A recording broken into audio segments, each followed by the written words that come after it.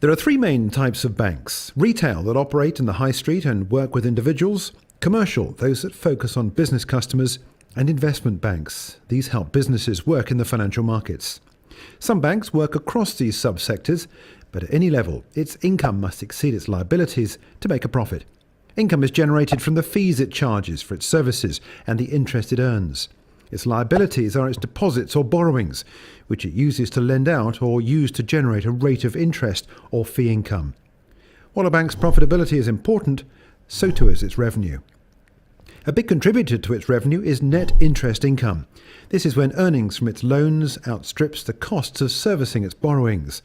But because loans are often based on long-term contracts and borrowings are shorter term, a big and sudden adverse move in interest rates can turn this around and bring about a loss. The lower the rate of interest set by the country's central bank, the more difficult it is for banks to make a profit. Credit risk. This is the risk of default on a debt that may arise from a borrower's failure to meet repayment obligations for whatever reason. Because banking is a highly leveraged business, to cover this credit risk, regulators dictate minimum capital levels to ensure that a bank remains solvent in the event of a bad debt. For example, if someone deposits £100 at their bank, the bank pays the lender interest, which is shown as a liability on the balance sheet.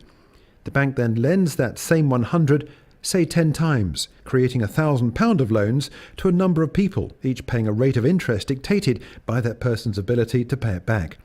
The bank retains the original £100, which gives it a 10% capital ratio.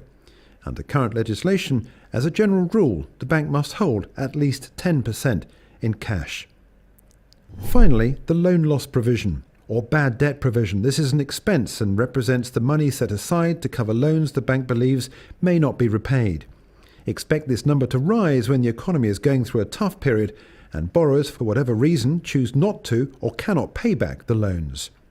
These are the main areas of interest for when a bank reports earnings.